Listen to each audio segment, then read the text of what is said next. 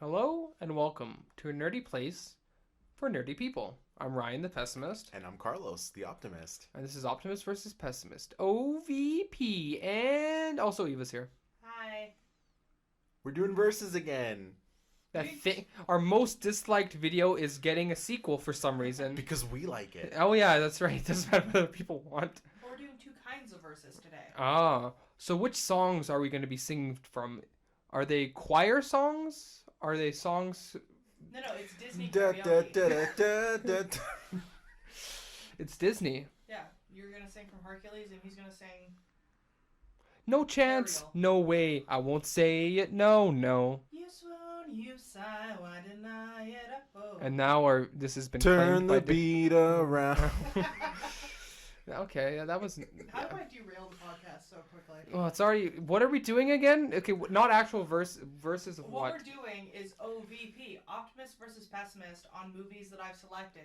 So wait, you're saying that we're gonna OVP on OVP? You're gonna OVP on OVP. That's something that's never been done here before, folks. We've been really, really bad at actually It's a nice debating. name, more than it is. You are a pessimist. Yeah. It is true. I mean, if we had done this when we were younger, it would have been more, Oh yeah. more natural. That's true. You used to hate everything. Now I mostly hate everything. And I used to just love everything blindly. Yeah. Adulthood has smoothed your edges, boys. So the idea for this is that you're going to give us topics, I imagine, and then I'm going to argue from the pessimist side, and he's going to argue from the optimist side. That's 100% it. We've got a selection of movies to do this about. I do like movies on occasion. You know? I also like movies. Oh, Let's start it then. okay. OVP. Black Panther. Oh, Who goes so first good. on this? You should go first. You hate this movie. Yeah, this isn't going to be too hard. So, well, I have a whole glass half empty review on this. It's actually part of my shot reviews if you guys wanted to check that out. But actually, I guess I should actually talk about it. Well, what doesn't work in that? It's basically just another generic phase 1 type of film that came out in phase 3. You know, a little too late for any kind of that stuff, you know? The first half is very different than the latter half. It doesn't work very well. It doesn't gel very well because you have Claw as the main villain for the first half. And then we kind of switch to Michael... Oh, what the hell is his name now? B. Jordan? Michael B. Jordan, bruh. He's a better villain, but we don't really have much with him after that. It kind of just start... Like, when it starts to get interesting, the movie kind of just ends. And then there's a lot of CGI nonsense going on with the suits and stuff like that. That wasn't really... Yeah, I don't know. It was distracting more so than it was fun watching. It also, it was like James Bond for like 20, 30 minutes for some reason. For no reason, actually. Just no reason.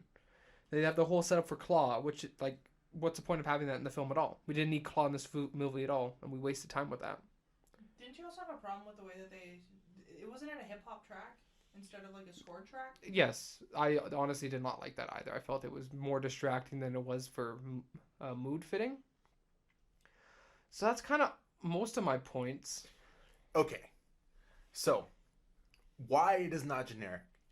The world of Wakanda realized perfectly in a way where it is neo-futurism mixed with sci-fi, mixed with just general, really, really nice cinematography. Fantastic. Number 2, Claw does need to be in the movie because he is part of the setup for the overall universe, and he is a Black Panther villain of origin. But also, excellent action scene with chasing him and that whole initial thing. Exciting, fun, high energy. Okay. Killmonger, very Killmonger. relatable. Even though we don't get much, we don't really need much, because having his father be tied to King T'Challa, Black Panther's father, already there. Just the general lore of their Panther god, of their afterlife. Super interesting, super compelling. What else did you say? Did you say other stuff? Soundtrack I hated. You Wow. gotta be an optimist. I like Kendrick Lamar a lot. He is the Tupac of his day. Oh.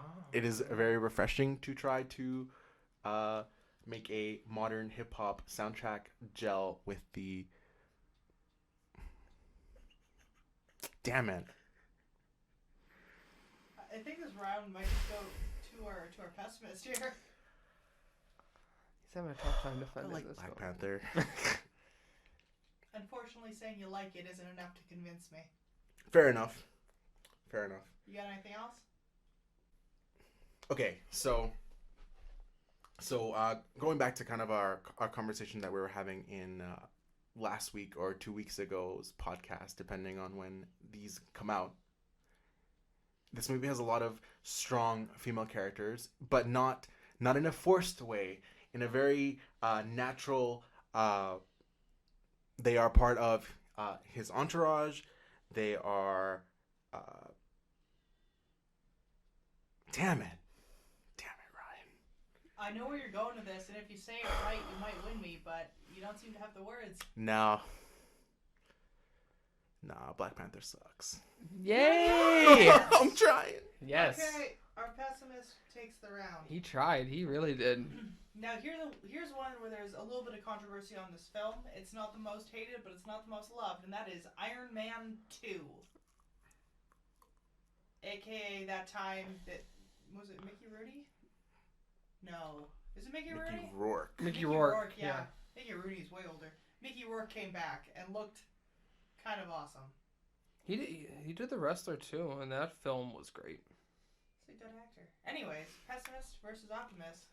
Go. So Mickey Rourke is obviously a horrible actor. Okay, so first off, you have Justin Hammer's storyline.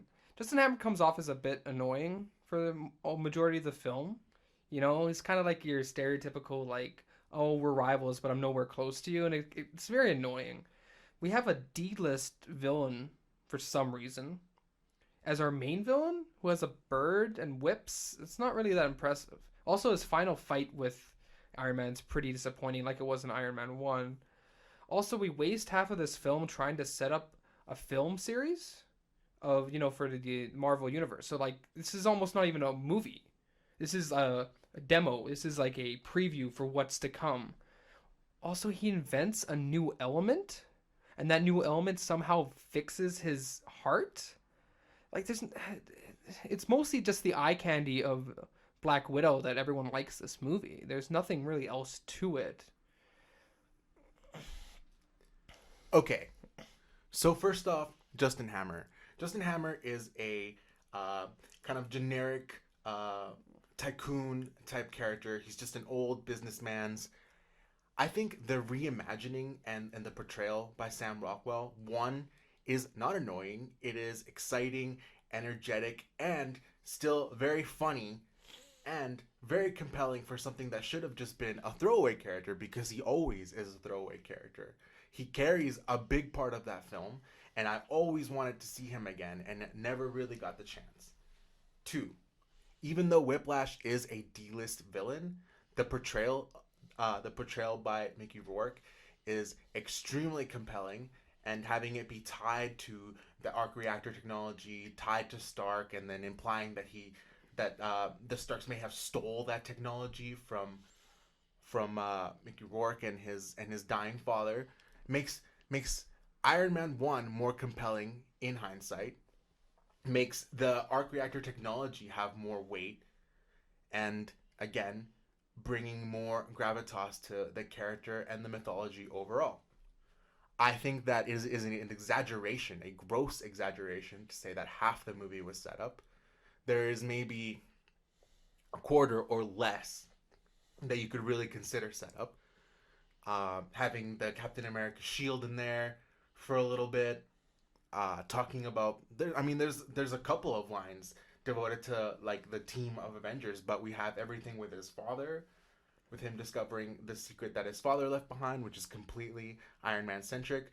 We have everything revolving around the fact that he is being poisoned by his arc reactor, again completely Iron Man centric, and even Black Widow is there as more of a foil to Tony Stark to point out and represent all his character flaws as a person. So I don't know how this works. Does it come back to me, or do you now make a decision? I mean, if you want to make any extra points, you've got the time. I don't know. Okay, so even if I'm exaggerating a bit about the setup, the fact that you are willing to give me a quarter of the film, no film should waste any time setting up something else when it should be focusing on telling its own story. That quarter could have went to developing our villain better, to making a better final act where it doesn't involve him just doing that weird shooting each other thing that they talked about, or they did randomly during that random fight. Like, they could have focused on different things. We could have had an Easter egg at the movie instead of wasting time in Iron Man 2. You have a rebuttal? I don't think you're remembering that final battle as clearly. It's got when Mickey drones. When Mickey Rourke actually shows up for the fight, it lasts about a couple of seconds. It's like got 30 the seconds. payoff of seeing War Machine fight with him, which is, another comic book kind of dream to see on screen. So it's more so about the spectacle than it is about the actual scene. You like the idea of like, hey, I got to see this more than the actual execution. Wouldn't you argue that all of these movies are more about the spectacle? Sure, but generally it's warranted. We're talking about larger than life characters, man. We're talking about things that were never done on screen for years and years. That doesn't make it good. The Silver Centurion armor is super cool. It is in a briefcase, like it was in the comics. Very unnecessary tie-in, but very satisfying to see him actually fold out the briefcase and get into the armor.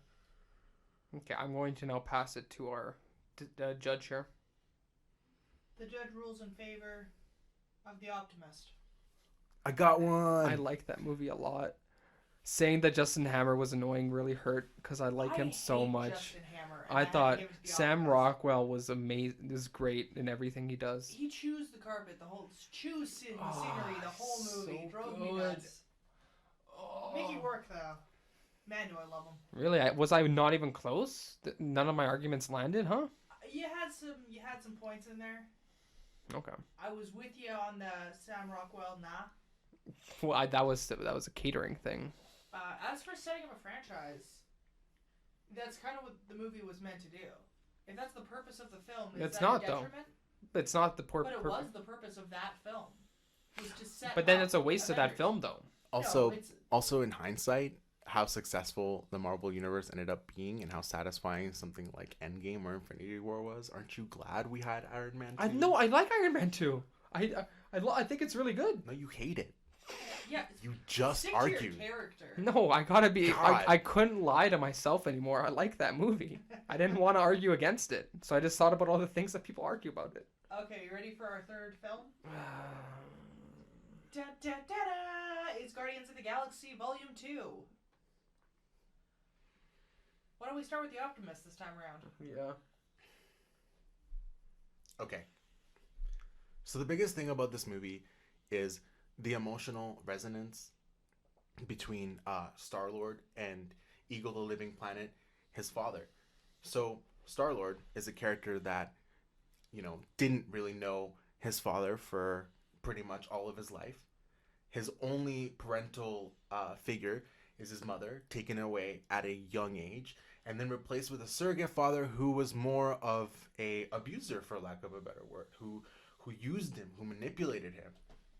Now we have a chance to reconcile a friendship, to reconcile a father-son bond.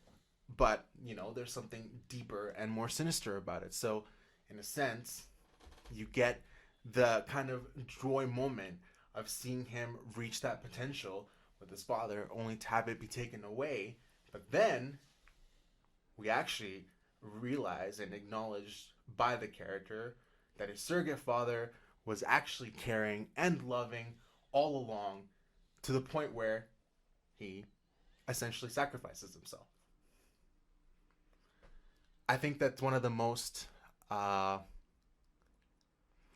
accurate kind of portrayals in the Marvel movies of a real kind of human symptom that we can see in various examples and walks of life, which is something that I don't think a lot of the other movies actually do.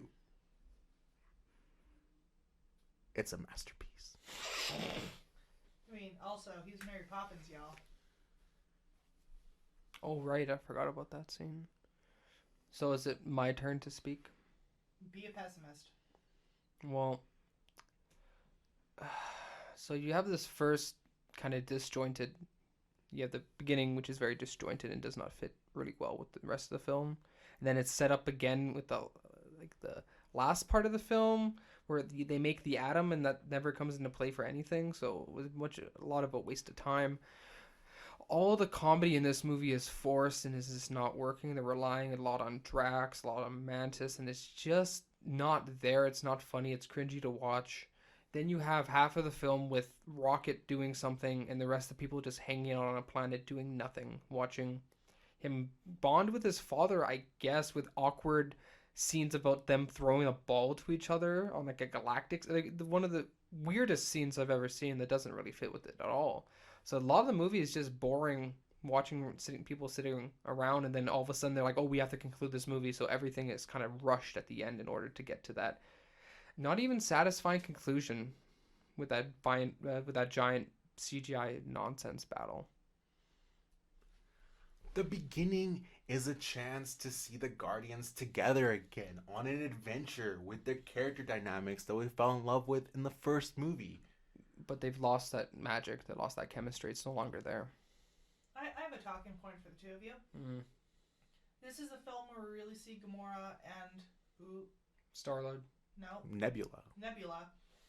We start to see their relationship and how that'll interact throughout the rest of the Marvel MCU. Why don't you guys discuss what happened between them? Give me your pessimist versus optimist on them. Because they took up a good chunk of the screen time. How do you shoot somebody and ran them with a spaceship and not kill them? That really infuriated me a lot. It just felt like there was just so much resentment and anger, and that the fact that there was a little bit of a change at the end didn't feel justified. Again, this is a kind of thing that, in hindsight, the setup for the payoff almost validates it, because even though there is certain things that are a little over the top in those interactions, like I'll give you the ship thing, I do think that their sibling bond as sisters is genuine, is felt, and is a great through line for the entire universe as a whole.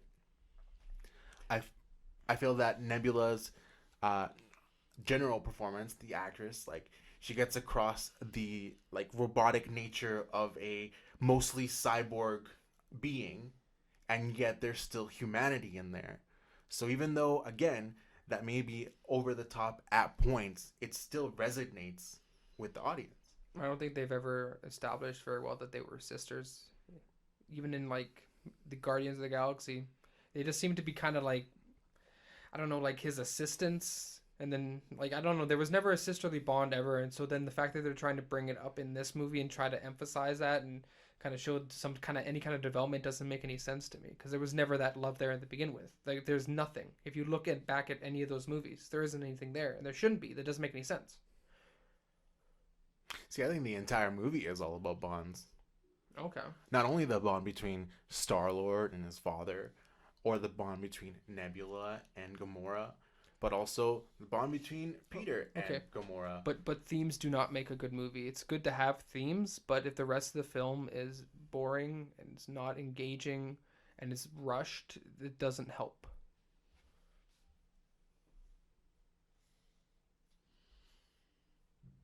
You guys looking at me for a decision? I think so, I'm yeah. having a hard time here. You've given good points. Carlos, you certainly had a lot of things you could have brought up and you didn't. Ryan, you kind of nailed being a pessimist on this one. I'm going to have to give it to you. I'm very good at that. I tried to throw you a bone. Okay, yeah, I also hate Guardians too. just want to come out and say yes. I love this. This is fun. This is a fun exercise. This is fun. I think it helps when speaking in my pessimist voice. I think the comedy, man. The comedy killed me. It's so much more amplified, over-exaggerated compared to the first movie. I saw that first movie 6 times in theaters, man. 6 times. The first one had a better... the second one didn't have a bad soundtrack, but the first one really like it hit well. It felt like the part 2 where it's like, oh, here's all the songs that didn't make it into part 1. But like it could have been a better movie if A, Ego had been done better, B, they hadn't have just destroyed Drax as a character for the sake of a few cheap laughs. Yeah. But like no one can say anything bad about Baby Groot. I don't care who you are. He was awesome. I prefer adult Groot. Yeah, nobody cares what you want, Pessimist. It's very much a Baby Yoda situation. Oh, pretty much, yeah. He was the first Baby Yoda. You guys didn't know the baby from dinosaurs? I don't know. What's our next film? I'm deciding we're gonna go with Ant-Man. Okay, so... Why is it bad? Tell me why it's bad. Well, the kind of a generic heist film that doesn't even get the heist part right. Like, you have all the setup for it, but then it doesn't really work.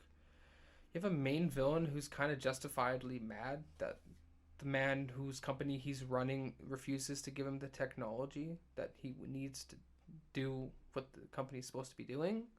So that's kind of ridiculous. Scott Lang he's just like a generic, like, dad trying to be on the up and coming. It just, whatever. It's not interesting. It's not new. It's not fresh. Again, this film feels like it's a phase 3. It's a phase 3 film, but it's acting like a phase 1 film. So none of the stuff, none of the introduction of powers, none of that stuff actually works because we've all seen this before. We've seen Iron Man 1, Captain America, Thor. We've seen Hulk. We've seen all of these ones. They all follow the same kind of pattern. So it doesn't deviate that from enough. Especially, even though they tried with the heist thing, it doesn't deviate enough. Because the heist doesn't work and it's not really a good thing. Michael Pena's comedy bit is whatever. It kind of lessens the movie. Okay. So this movie had an uphill battle even from the beginning. I remember back when it was being announced, when the first production stuff was coming out, one of the biggest sticking points for most fans was that the Hank Pym character wasn't going to be the main Ant-Man. We were all kind of expecting, his first introduction and throwing him in there. Everybody thought that having Scott Lang was already a mistake. Immediately won over by Paul Rudd, by his charisma, by his general likability, by his comedy, which somehow, even in a Marvel movie, he was able to have his particular brand of comedy, the awkwardness, the slowness, the Baskin-Robbins line. Impressively in a children's movie, we still had him be an ex-con, which is again something that in a Marvel Disney world you think would have just been like cleaned up or done differently or flat out ignored. I don't agree with you that it is a failed heist because, like any good heist movie, we set up the characters, the supporting, what they do, and yes, it has a more comedy blend to it, but it's still a heist through and through, with the plan, with the execution, with something going wrong, which is every single heist movie ever made. So I don't see the failed side of that. It was extremely compelling. It was fun, and again, the character humor, especially with Michael Pena, works excellently. That back it up joke, that's still funny today, man. That holds up. That holds up. Now, with Darren Cross, I get it. You're saying it's more of a phase 1, that like Ironmonger type situation where it's just the opposite of the hero. But where I think that the movie does one step better than a lot of the phase 1 movies is that Darren Cross is directly tied to the character development of Hank Pym. Which again, even though he's not the main Ant-Man in this, he still gets his character, or they still get his character across.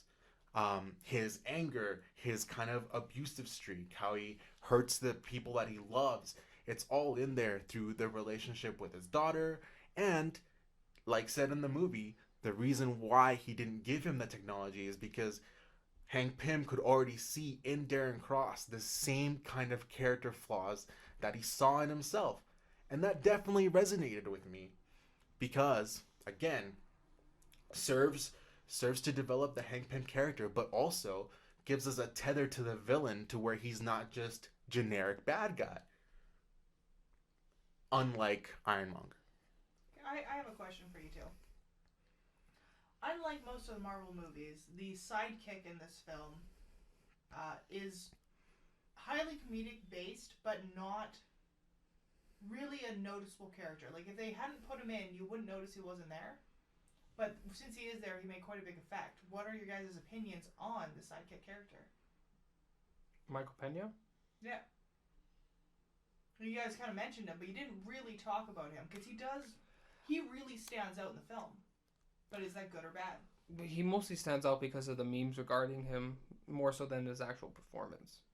Like, anything from any movie can stand out if there's a meme behind it. So, he himself, again, I don't know, man. Could anyone else have delivered the sequence where he's talking about the other heroes and relaying messages back in that kind of way, where it becomes so memeable? I would say someone referred to as an actor could probably do that if the screenplay was given to him, and then they had to read it off like they were the narrator. I mean, I feel like someone like an actor, one of those people, could do that. So I don't think he enhanced the film at all. I think it was detrimental because he was generally a joke sidekick, so he wasn't that helpful and could have been played by anybody, and he wasn't that funny. Okay, sidekick. But one thing I do have to go back on is you think that Scott Lang is a generic father? I feel like they did really, really well in establishing their relationship with his daughter, and like we were talking about, kid actors, very, very hard. Okay. I feel like the little girl that they got to play his daughter is not only sweet, but feels like an actual little girl, and they feel like actual father and daughter. And seeing his plight of just trying to be in her life, but not being able to have something as simple as a job to get there. Wow. I feel like it's pretty relatable. I mean, especially in current events. But more importantly, in points where they could have gone really generic, like with the second husband character, where he could have just been, the straight up generic dick character that most second husbands or partners are in these cases. Mm-hmm. He's actually a kind of decent guy who, in his mind, is trying to protect this family from something that could be chaos, from something that could be danger, but he's not necessarily an antagonist. He's not necessarily against him, which, again, for a Marvel movie, is not something that you really see coming, because a lot of the time, they tend to go for the more generic, more obvious kind of character traits, especially in side characters. Yeah, I'll have to concede maybe the fact that Scott Lang is not a generic father. Oh, wait, sorry, I just remembered. There's a movie called Spider-Man 3 where there's a similar father and daughter dynamic going on there. So, he's a father who's trying to do better. He can't get a job. He's trying to provide for his daughter who lives with his mother and... Are you trying to make this a Sandman reference? Sandman? Yeah, that's what I just said. Sandman from Spider-Man 3. So I'm just saying, you said that it wasn't a generic thing, and I'm telling you it is generic, because I just pointed out a film that's made by the same studios that did the exact same thing. Isn't Spider-Man made by Sony, not Marvel? It's still part of Marvel, though. It's still the superhero thing. So that was my main point there, was the fact that he called it not generic, but I just pointed out to a movie with the same idea, does the same thing, and about the same level. And everyone knows how Spider-Man 3 is considered, so... Okay. Another point you made was the fact that the movie generically goes through the origin and the powers like a lot of the Phase 1 Marvel movies. But I would argue that the shrinking power of Pym Tech is something that is just really fun and generally really different from most of the other Avengers powers. Okay. And I feel like the sequences that they were showing how it works, showing what could be done with it, were fun, energetic, super creative in certain ways, where with, for example, the giant Thomas the Tank Engine, really creepy but also really funny, the giant ant, but also just the disorientation of shrinking down. We kind of feel it, especially in things like the bathtub scene, or seeing Ant-Man spin on the record player, and then applying that to the final battle, I feel like it's one of the most successful in just making the powers count. Having both characters use them again could have come off as a more generic kind of Iron Man / Ironmonger fight, but having it cut from feeling like a super serious, super heavy battle, and then maybe cutting away to seeing how small they are and having that comedic relief is a really clever use of the powers. Having Darren Cross kill one of his associates that disagreed with him, having them shrink them and just wipe them away. Again, using the powers to inform the characters. And again, I don't feel it's generic. I feel it's actually one of the more interesting uses of powers in the MCU as a whole. It may be one of the more unique ones, but that doesn't mean they used it very well. I think it was used very sparingly, and it used for basically, if you saw the trailer, you saw all the parts you needed to see with him being a small guy. So I feel like they really undercut it on that front. Okay, so if I had to decide between the two of you, I would have to go with Carlos. I think you made a better argument. And also, Ant-Man's a good movie. Pessimist. Okay, but if your own judgments of the film are I'm gonna, not being biased. He made a better argument. He brought up the fact that he was a more diverse character than we normally see. The fact, and I think the biggest argument... I didn't realize characters mattered more than story and the entirety of a film. One of the best things that he brought up was the idea that they didn't use Hank Pym as Ant-Man.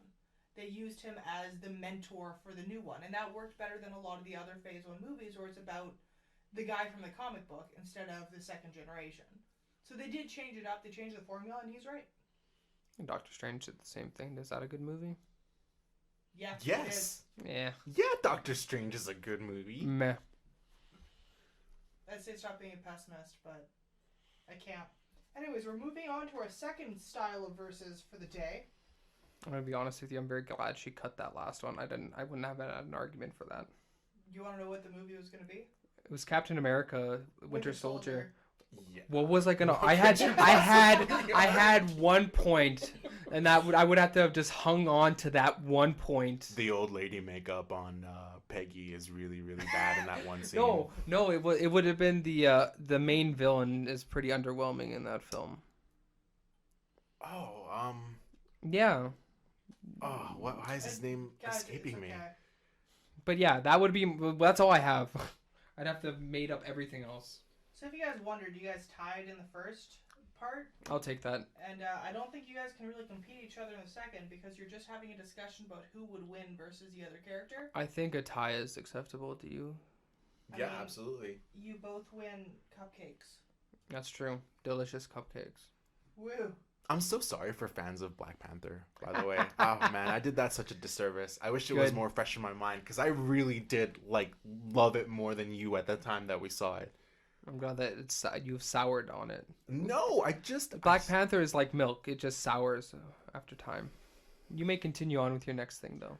Okay, so we're doing character versus character. We've done this once before. People hated it, but that's okay.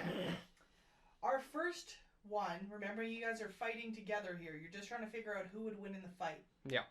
We have Cable versus Juggernaut. Okay, but when you say Cable, what Cable are we talking about here? We're not talking about the virus Cable. No, so he has no technovirus. You know what? I think it would be a fair fight if he did have technovirus. So I think... if he had technovirus, then it's Juggernaut. Easy. Really? Yep. I thought he's more powerful with the virus. He's not. Oh, well then let's kick out the virus and have a fair fight. Okay, so no virus then. Okay, so then... So that's pretty tough because he's pretty OP. Like, the whole thing is that most of his power goes to holding back the technovirus. Yeah, because I read...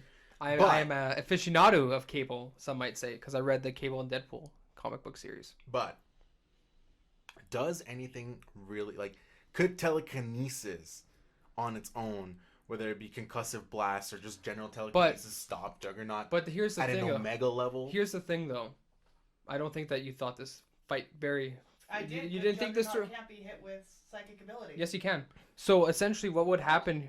He can. So essentially, what would happen here, is he would find a way to take off his helmet. And then because he is both a kinetic? No, kinetic. You said it. Telekinetic. He has telekinesis, telepath. and also he's a telepath. And both of those things are Juggernaut's weaknesses. So all we would have to do is at some point be able to take off his helmet, which he could possibly do, because this is the same person who's able to fight evenly with a Silver Surfer. And Silver Surfer is a cosmic being with You're the not powers thinking of about the time Herald. exposure here. What time exposure are we talking about here? Once Juggernaut sets in, unless he's taken out, he's not going to stop. If he gets the first hits in, it could be either way. He's telepathic. He'll use his telekinesis to kind of buy himself time to get around Juggernaut and take off his helmet. It wouldn't be too hard, because Juggernaut is not, like, he's not dumb, but he's not a genius either. So I think that he'd be able to manipulate him to a point where he'd be able to take off his helmet and defeat him. Okay, Carlos, do you agree it's Cable? Yeah, I mean, I'm gonna have to give it to you. It's just that if he didn't have such an easy weakness, it would be different, because he does have the power of, I don't know, he has like what does he have the power from? It's a crystal. It's a magical ruby. So the sky's the limit for that. So he's incredibly powerful. It's super strength. Yeah. Like, And not World Breaker Hulk levels, but like keep up with the Hulk for a long time. Yeah. It's endurance. I think there is some actual enhancement of just general his thinking, his probably, but he's still very liable. That's why there was a whole episode of everyone just trying to take off his helmet in the X-Men series, and once they get it off, it's done. Professor X one-shots him, and this guy's probably stronger than Professor X without the technovirus. So I think so, but like with the virus though, Juggernaut. Yeah, because Cable would have to rely on a lot of other different things. Mm-hmm. Well, with the technovirus, you say 50%. I thought it was most of his mental abilities went to keeping the virus at bay. And it was most of it. Yeah, I thought it was like a 90-10. Yeah, maybe closer to that. Like maybe maybe lowball 80%. I should have gone with the technovirus. Might be. Okay, our next one here. But then it would have been the opposite way, where it's like, okay, well then that's Juggernaut. You know what? I'm not perfect. Sometimes I forget. I mean, he could, if you wanted to make that argument, he could maybe beat Juggernaut, but then that would be a very uphill battle for him. But you may move on to the next guy. Our next one is Ghost Rider versus Dr. Doom. Penance Stare wins. Penance Stare. It's a one-shot kill. But could you argue that the Penance Stare wouldn't be as effective on Doom because he doesn't see what he does as villainy? He actually sees what he does as the good for his people, and also on a larger scale, he sees himself as the only person that can actually save the Earth from destruction by being in charge of it. So would it backfire in the sense that it wouldn't necessarily, fry his brain or overwhelm him, because he himself doesn't see his acts as villainous or evil? Does the person's perception affect Penance Stare, though? Oh, yes. Really? Yeah, definitely. Based on your own guilt. Oh, well then, yeah, never mind. I take back the Penance Stare. I forgot. I thought this was a pretty good matchup. Well then, if that's the case, then I'm honestly gonna be honest. I don't know much about Ghost Rider's powers outside of Penance Stare. I would probably, given Doom's feats, it would have to be Doom then. If he can't Penance Stare him, there's very little he can do. Cause he's fought Galactus. He's stolen the gauntlet. I'm doing you a favor here. Mm-hmm. I'm gonna give you Ghost Rider's abilities here. Okay, sure. Obviously, superhuman strength, so much so that he can bench press 25 tons or more, as seen in World War Hulk. Okay. I gotta go through further on the list here. Oh, sorry. Also, Hellfire is pretty OP. Enchanted Hellfire chain. It's very much like can melt through anything, and but he has magic. Dr. Doom has magic. Magic could nullify a lot of that things. Invulnerable to fire, pyrokinesis, resurrection, mediumship, immortality. Right, you can only kill the Ghost Rider with very specific holy weapons. Accelerated healing, ability to project ethereal flame, and the ability to travel between interdimensional realms and along any surface. Okay, but if it's a battle of attrition, you would think that Would it Ghost Rider be- can outlast Doom, Okay, but his suit, you his think magic. that, but again, the feats say otherwise for Doctor Doom. Doctor Doom, if all it requires is Doctor Doom finding a holy weapon to take out Ghost Rider, then he'll do it. No. But we discussed last time that when these guys go into the arena in these discussions, they don't know the other person. Well, in this point, he would know who Ghost Rider is, and Ghost Rider would know who he is. Yeah, but they wouldn't know. Okay, then give it they didn't get to do special preparation for this particular match. Right. Okay. So he wouldn't have, unless he happens to carry a religious item, which I know he doesn't.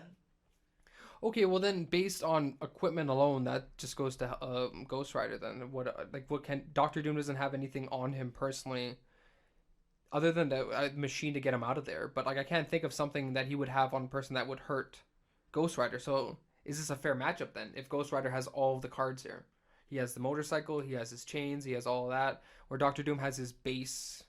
I'm not giving him most of his tools. He has magic, I guess, but how effective is magic against Ghost Rider? Because if Ghost Rider is not impervious to magic, then that's where the damage would come from.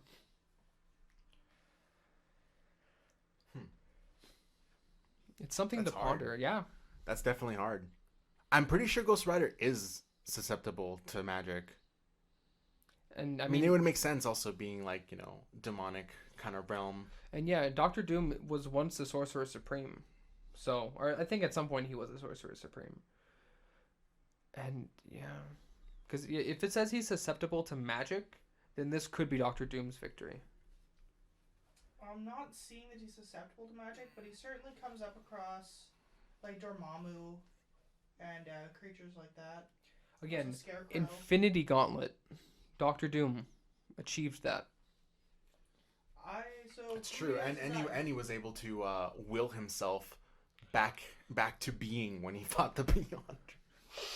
Just because he willed has himself, that yeah. will to not die. So could he do it? And he's more of a tactical genius. So I'm sure he could eventually figure out. You know what I mean? Like, conventional stuff doesn't really hurt him. The trick is is Ghost Rider able to kill him before he can get the advantage? It also depends on the time of day. Mm-hmm. I mean, Doctor Doom might realize that this is a time-specific state and wait him out. That's true. The Spirit of Vengeance is pretty much invulnerable, but the Ghost Riders themselves are just their hosts. just regular. Yeah, there's regular just guys. regular schmucks. Yeah. So if he's able to somehow harm the host, then that would be considered a victory, I imagine. Because in the event, they would have to find a new host, and therefore the battle would be ended. Okay, so who's the winner? Okay, so if he's susceptible to magic, so with the dark magic, which even if it doesn't outright hurt or kill the Spirit of Vengeance, yeah, it would be the means to time him out or to exhaust the rider until they're back. Yeah. So maybe it would be like a very one-sided battle for most of it, as Doctor Doom is mostly on the defensive until he can kind of run out the clock. Okay. Lame it out like cross-tag it. Okay, so we're both. I think we're both saying Doctor Doom. Then I think this is Doctor Doom's fight. That's not where I thought this was gonna go, but I'm happy it went there.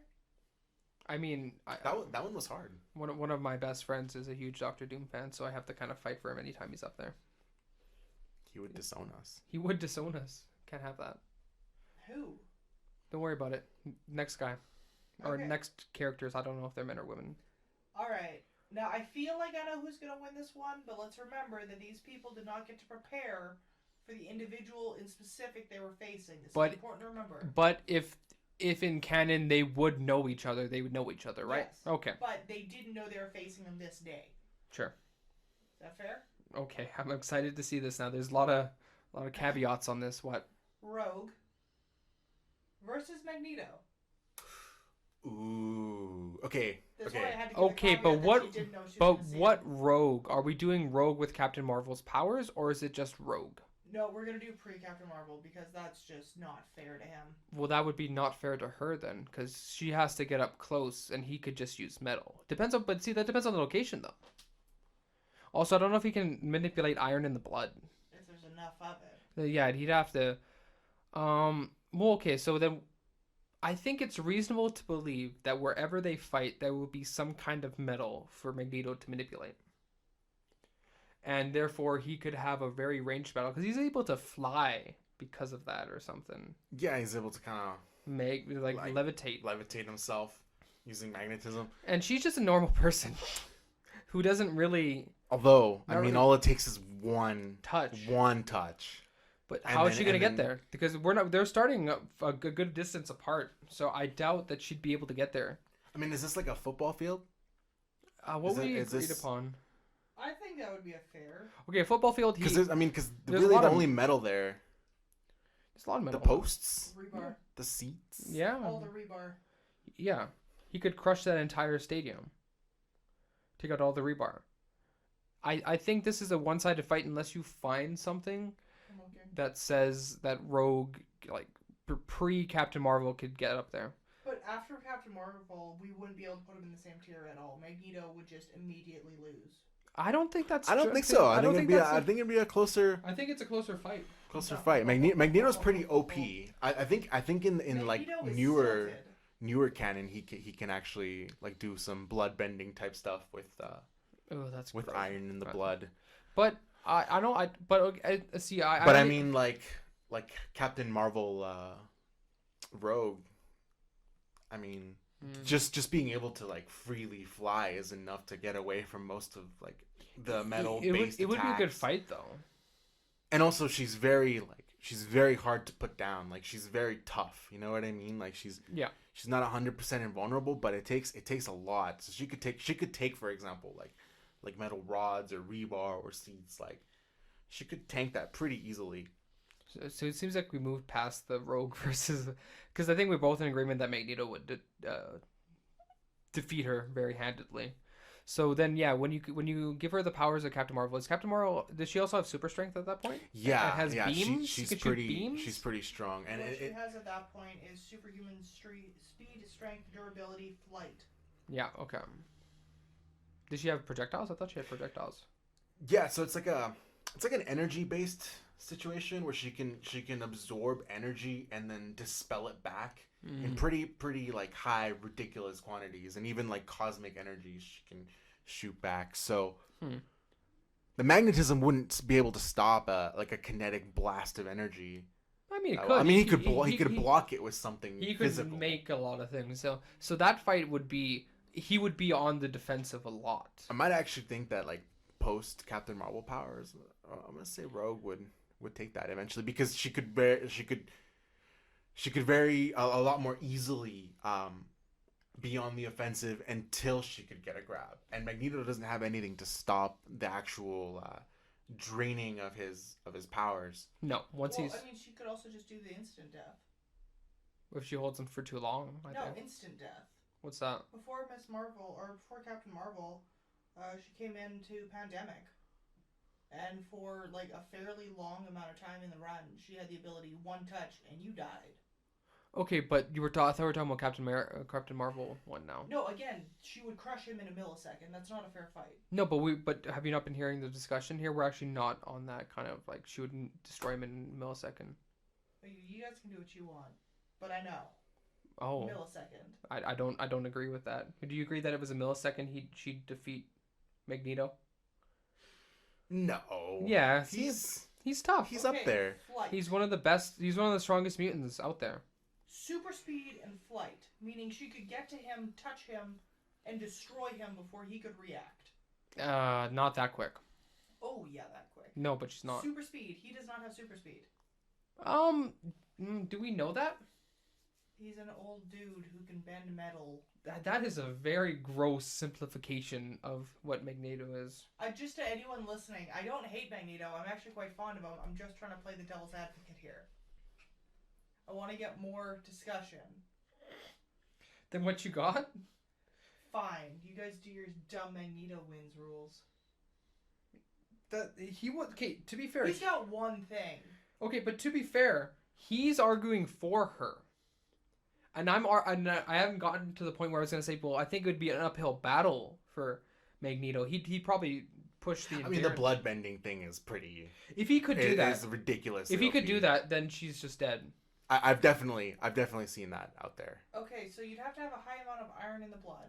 I mean, Because don't we iron all is have really- enough? I mean, I am Arguably. severely low in iron. So, how much control would he have on me? Also, if you're pulling iron at the body, you're constricting it. It wouldn't force anything around it to move. What it would do is pierce through. So as long as you have enough durability to not bleed out internally before you touch him, he's got no moves left. I mean, maybe, but you could argue that anything that's going on with your physical body, like inside of you, that you can't really, like, maybe even understand to a point, would be enough psychologically to mess with you in a way where you couldn't really defend yourself, at least not quickly. You know, Not quickly. All she has to do is get to him, though. Yeah.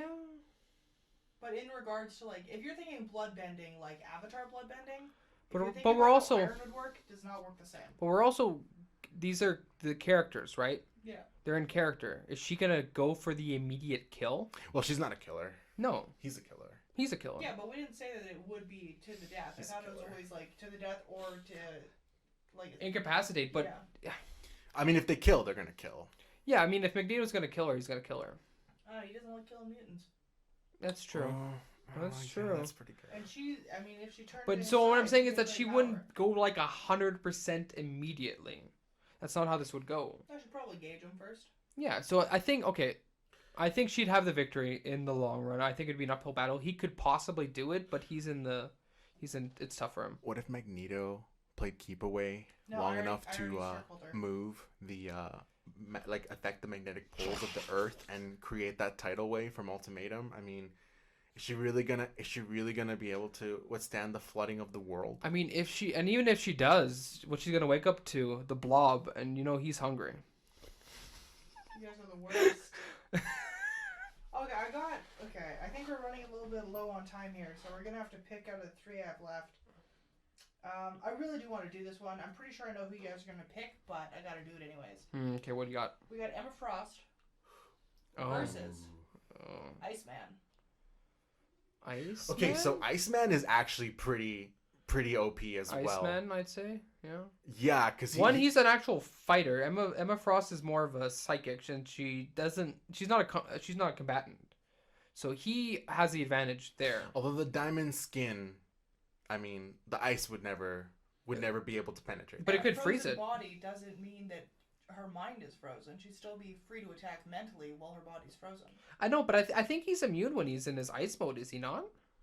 To psychic attacks? I thought he was. I thought that was Colossus. Oh, I could be confusing Colossus, but I thought because of when he's all ice, he's okay. Because if not, then yeah, she could just psychic attack him, and then that would be it. Right. I mean, so because that's her only win here. That's the only way she could do this is if she can do it psychologically. But if she can't do it psychologically, then he's a combatant. He can just freeze her up, because she doesn't turning diamonds isn't gonna really stop you from being frozen.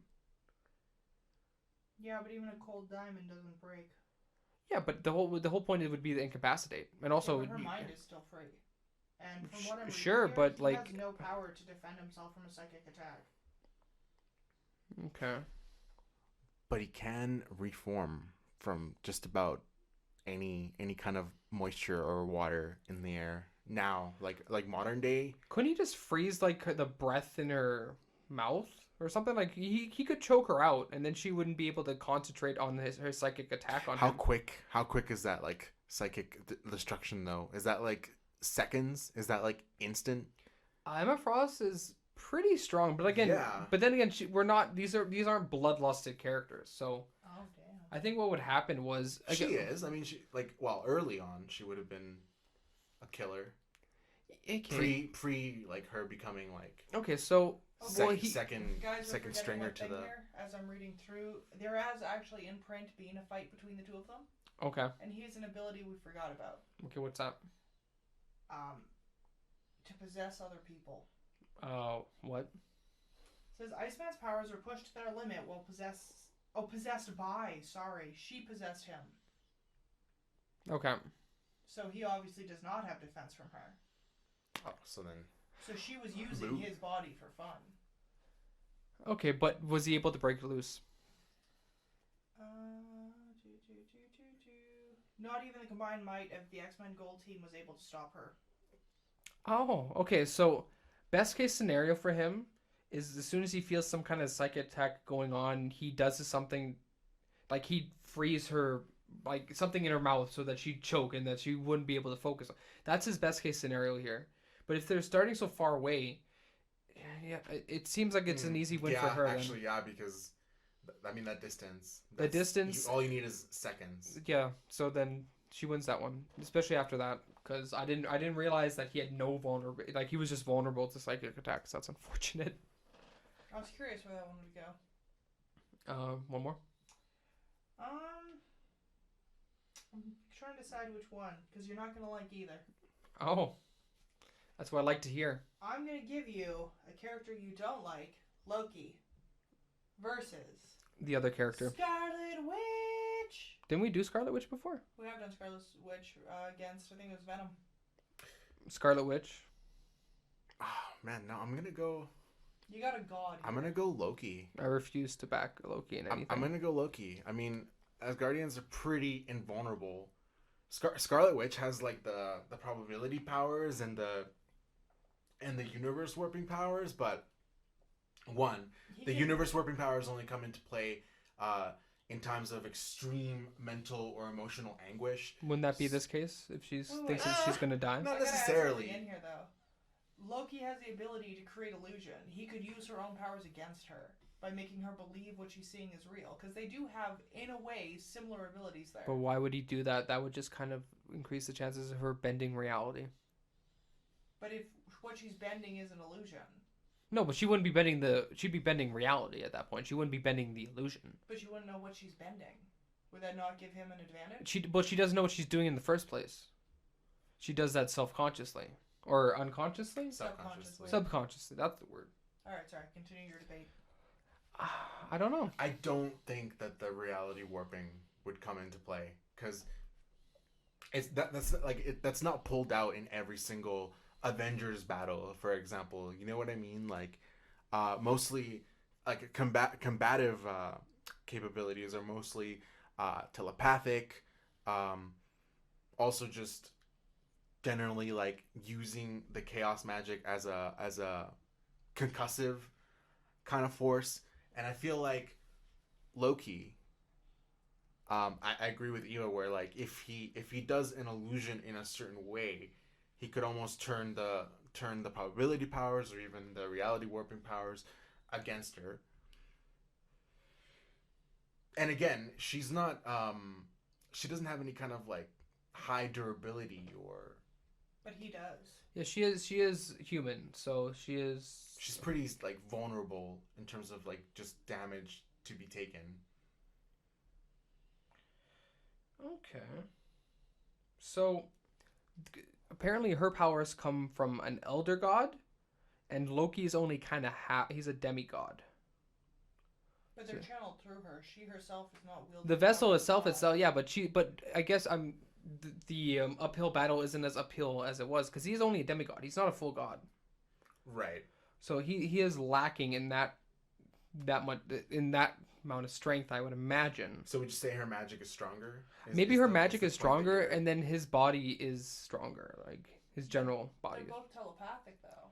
Yeah. So who has more strength? Let's Who say is the the very more first telepathic? second, before they were within range of each other, whose telepathy is stronger? I don't know. If we're basing it on where the powers came from, it would seem that her powers would be more powerful. But this would be a battle of attrition, I think is the word here. So if he waited her out, given the fact that her vessel, her body, is weaker, it's human, he could win the battle, for sure. It was purely just telepathic. If it was just a battle of attrition, if it was just a battle, if they were just fighting nonstop, and then at some point she would waver, obviously, because of her human body, and therefore he could take her out. What do you think? Yeah, I gotta give it to Loki here. And you said you would never back Loki. I didn't say I would back Loki. I'm just telling you what would happen. I didn't. I was just giving a scenario there. I said it would be a battle of attrition that he would eventually, but that doesn't mean she couldn't in the meantime defeat him. You guys gonna get Can't that run it back. 30-70 thing here? 60-40? Oh, did we do that before? Yes. Oh, Oh man, this one's pretty. I don't know. I feel like this one would be like pretty close. Like I'd say 60-40. Yeah. I'd say 60-40 you for. could even argue 50-50. You could, yeah. No, we're not doing 50-50s here. We can do 60-40 to who's advantage. 50.52 and 60-40 to Loki. yeah, I think I would have to give it to Loki as well, unfortunately. Woo! And that's everything. That's all you have for us, folks. That's all I have for you. I hope this is the most disliked episode ever put out. Just wait and see. We'll do it again. Also, I mean, if this is disliked again, we will do it again. yeah, exactly. We may not know these characters at all, and we may be fronting our comic book knowledge and fandom, but we still love it, so we're doing it again. I just like pushing you guys out of your like comfort zone with characters. And you pushing us to the limit. Like, I could just test you guys on like Spider-Man and Batman, and you guys would do great. But nah. Spider-Man would win that. Yeah. I mean, Come on. come on. The whole pulling punches thing. well, the fact that Spider-Man lost to Captain America, and you seem to be very adamant on that, and the fact that Batman would defeat because Captain Captain America. America's better than Batman. Oh, okay, we're not doing He's this again. stronger. This is wrong. We already had a discussion regarding this, so we're not doing this again. That's not. I mean, that's not comparable. I think you say that. I thought you were going to say our conversation wasn't canon. Just Captain stricken America from is the a canon. Tactical genius. Oh, okay, we're not doing this. Let's just stop. Captain America can't be disoriented. Can't be affected. So wait, by gadgets. is Captain America doesn't Also, Peter Parker respects Captain America, which plays a psychological aspect to the battle. So you're saying Captain America doesn't afraid of anything? I'm saying Batman sucks. Oh, Ooh. damn! You heard it here, folks. Shots fired, but I'm not going to respond to that because I'd rather just end the podcast. Who's the Optimist now? It would be you Would in it this be? case. Oh, great. Batman fanboy. I've been called that many times in the past. Anyway, I think it's time to end this podcast. Thank you for joining us, Eva. You are welcome, I guess, anytime. Of course, I live here. Yeah, so with my permission, you are allowed to come back again. I think it's time for shilling going on here. Go ahead and chill for us. Yeah, all right. So OVP, pretty much everywhere. We have a Facebook page. We have a Twitter page. You can follow me at The Brown Nerd. And Ryan on his YouTube channel at Glass Half Empty Reviews. More reviews coming very, very soon. Multiple things. Multiple movie reviews, Okay. analysis, editorials. It's happening. I wish. They've already been shot. They're already just in the render queue. We're just waiting. Now I have 3 weeks to do all this. Great. All right. Bye.